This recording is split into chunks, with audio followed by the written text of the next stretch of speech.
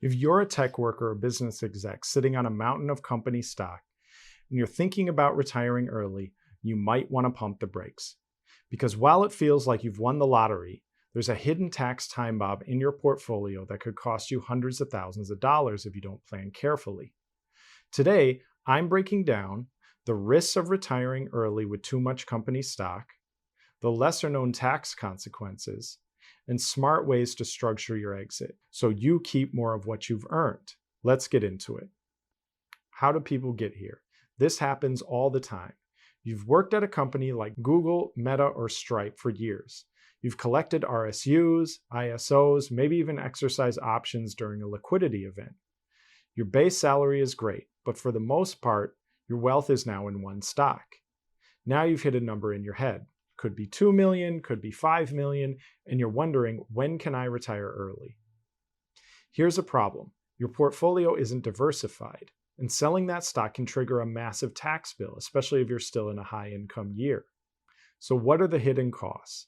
Let's talk about what makes this dangerous. One is capital gains exposure.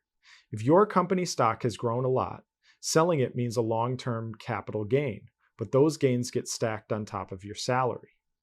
Two, the retire and sell mistake. If you quit your job and sell a ton of stock in the same year, you could face a $200,000 plus tax bill easily. Three, AMT from ISOs. If you exercised incentive stock options and haven't sold yet, you might owe taxes on phantom income, even if you never received a dime in cash. Four, net investment income tax. Once your income goes over $250,000 for a couple filing jointly, there's another 3.8% tax on top of your capital gains. None of these are bad problems per se, but they're very expensive ones if you don't plan your exit accordingly. What you need to do instead. Here are a few smart ways to avoid the worst tax traps. Strategy 1. Multi-year diversification. Start selling stock before you retire. Spread out the gains over several years to stay in lower tax brackets. Strategy 2. Roth conversions. After you stop working, your income may drop.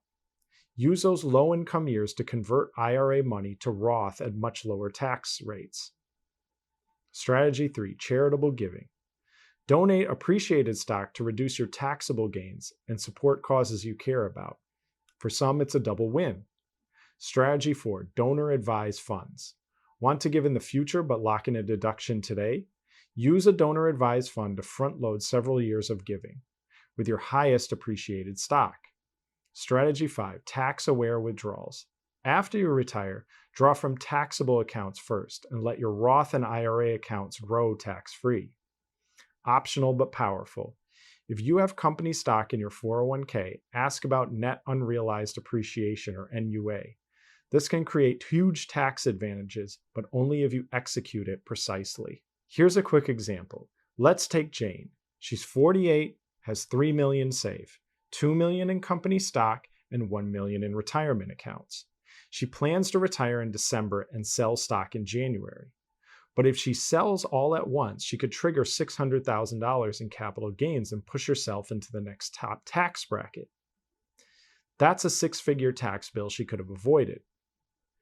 By starting to sell stock earlier, spreading sales over 3 years, and using a donor-advised fund, she could reduce her taxes by nearly $100,000 and retire with more flexibility.